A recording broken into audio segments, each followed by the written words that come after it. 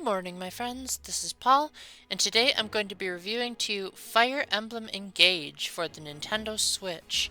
Before we get started, I just want to make a clarification that even though this game did have DLC that came out on launch day, I'm going to be reviewing all of the DLC separately because there are people out there that just want this game and not the expansion pack. So stay tuned for another video on that subject. Fire Emblem Engage, in short, kind of reminds me of Persona 5, not in terms of the overall theming and gameplay, but in terms of how it takes its time to get good. Now, the gameplay itself is consistent throughout, but a lot of people will play Fire Emblem not just for the game, unless you're my brother who skips all the story, but for the story and world building that ties it all together. Fire Emblem Engage starts out with a pretty lackluster story and some very forgettable and samey characters that usually have one or two personality traits and they don't really evolve. They don't really have any growth or interesting backstories. But then, as the game progresses, it keeps building on little phrases that were said maybe at the beginning, and then it ends up having a whopping amazing payoff. Now, I still think that other Fire Emblem games have done story better, such as Path of Radiance, Radiant Dawn, and Three Houses. However, I hope that you will stick around and enjoy this story to the fullest, as just because it isn't like previous entries doesn't necessarily mean that it's bad. It just takes longer to build up to the amazing moments and plot twists, but this game definitely knows how to pull on your heartstrings. It knows how to amaze you, and it does know how to take what's originally just a, oh, here's the bad guy, defeat him, into something a lot more complicated and nuanced. Now, as far as the gameplay, it's mostly the same as what you'd expect from a typical Fire Emblem game. You move your units around on a grid, and when you approach an enemy, you enter what's called the combat forecast, which tells you how much percentage you have of hitting the enemy, how much damage you'll do, and there's even a nifty little feature in this game where it tells you the order of attack, as well as if your attack will end up defeating the enemy. Now, one thing that's been hit or miss in the Fire Emblem series has been the weapon triangle. The weapon triangle basically means swords are strong against axes, axes are strong against lances, and lances are strong against swords. So you would have an advantage if you used the right weapon against the right enemy. Engage brings back that feature in a very interesting way by adding additional perks if you have the weapon advantage. If you strike first on an enemy with a weapon that's weak against theirs, then you will break the opponent, which means that for the remainder of your turn, that unit will be unable to counterattack, so you could wallop a bunch of attacks on that enemy. Now, there is a weapon triangle of sorts with other weapons that aren't just swords, lances, and axes, such as, like, fists being effective against magic. I didn't really pay too much attention to that part. In fact, I didn't even know that the weapon triangle was what caused breaking until I watched Arlo's video where he mentioned that it was back, and I was like, it was? How does that work? And then I sort of pieced it together from there.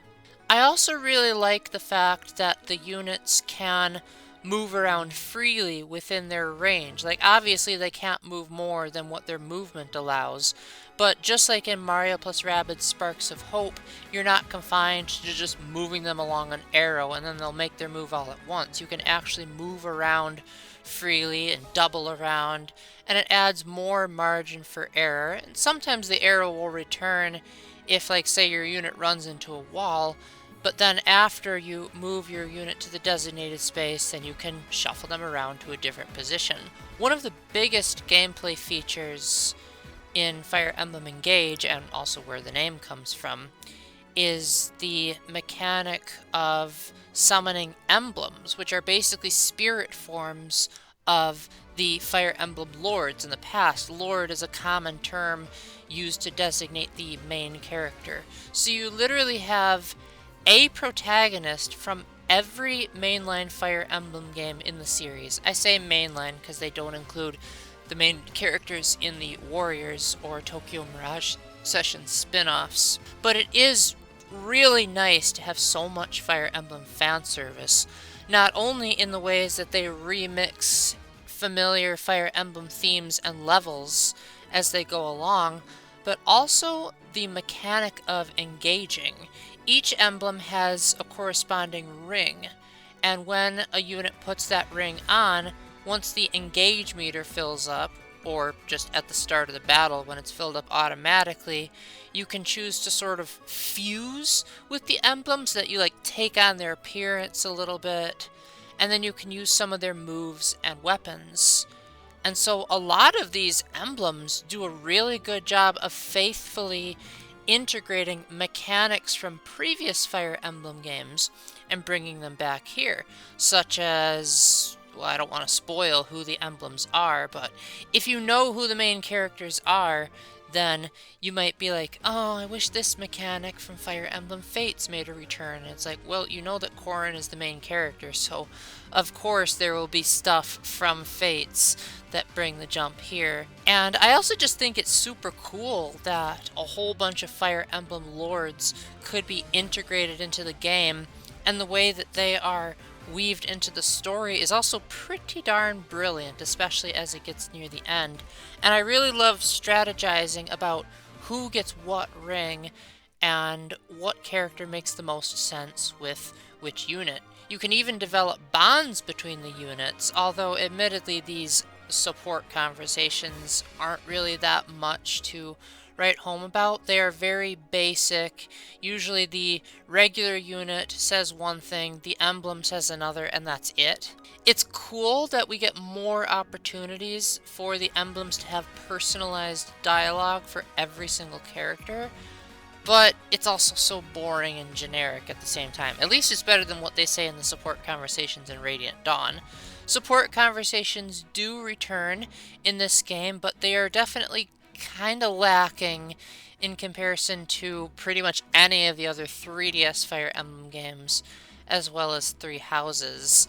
Again, most of these units have very shallow personalities. Like, some of them might be likable, but it's usually because they have one singular trait that's desirable, but they just lack the detail and the nuance of the Three Houses cast, which is my favorite group of characters.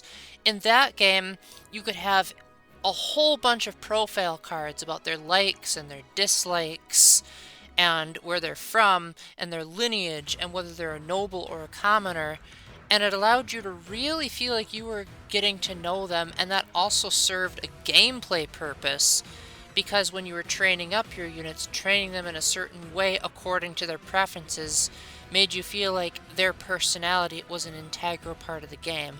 In this, it's like, oh, there's a character who is shy, there's a character who likes romance novels, and it feels very cliche. And the main character, Allier, which you can choose to be a guy or a girl, yes, it's cool that the character speaks, but at the same time, their personality is kind of basic. Like, they have their moments as the game continues, but it seems like their essential personality trait is being nice to everyone, and also having a determination to do the right things and liking their friends. Again, not a bad character in terms of morality, but there lacks a substantial growth and coming of age and reckoning as characters like Ike had in Path of Radiance, which is especially weird since Ike is in this game, and you'd think they'd learn from one of the previous Fire Emblem lords. Although I will say, Allier can be quite the powerhouse if you give him or her the right items. Like, I made it a girl because guys don't have long hair options. I gave her a whole bunch of stat boosting items, and that made her practically unstoppable in most battles, and it definitely made up for my lack of grinding. Now this game, because it is very hard, like, it's definitely not a newbie-friendly Fire Emblem game, the game does have a world map, and you can find skirmishes and training battles on the map to earn extra experience points. I stubbornly refused to do any of the grinding battles or training battles. Really, the only optional battles I did were the paralogs. And I think that's probably why I found the game to be so hard, is because it expects you to grind. But honestly, that's a trait in RPGs that I wish would go away, as I really did not want to waste my time on playing through optional battles, because I figured that was just double the game's length and essentially serve as padding when I wanted to get through the main story and experience the awesomeness instead of just, hey, corrupted are in an area, let's fight them so that we can earn experience, like they're handing out experience on a platter. Between battles, you go to an area called the Somnial. Now, you don't have to go to the Somnial most of the time. In fact, you have the option to just skip it and go right to the next level, although you do get perks if you visit.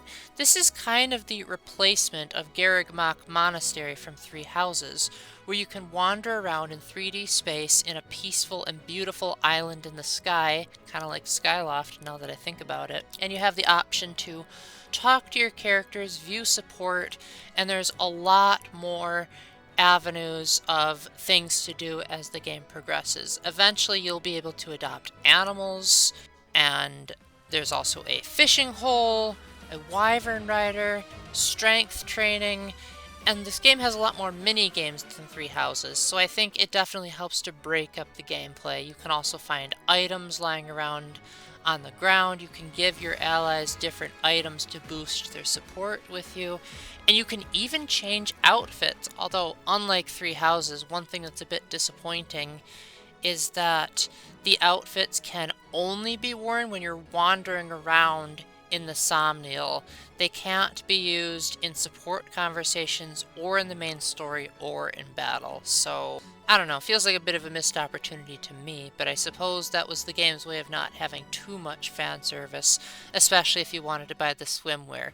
At least the swimwear is pretty darn modest compared to what Fire Emblem has done in the past. One thing that's kind of disappointing about the Somnial is that the characters aren't fully voiced. In Three Houses and Echoes, every single line of dialogue was voiced, with the exception of like minor things, such as if your character was examining an object in Echoes, or if the characters were explaining a side quest. But other than that, literally every line was voiced. And while that's true in the support conversations and the main story, the characters will just be like, ah, or okay, in the Somnial, and it's kind of taking away from the immersion and almost makes it feel like the game was rushed. This was a problem that Three Hopes had as well, but I can get behind that a little bit more since it's a spin-off, but in a mainline Fire Emblem game, this does feel like a major step backwards. Another problem with the Somnial is that it feels like it gets kind of old as it goes along.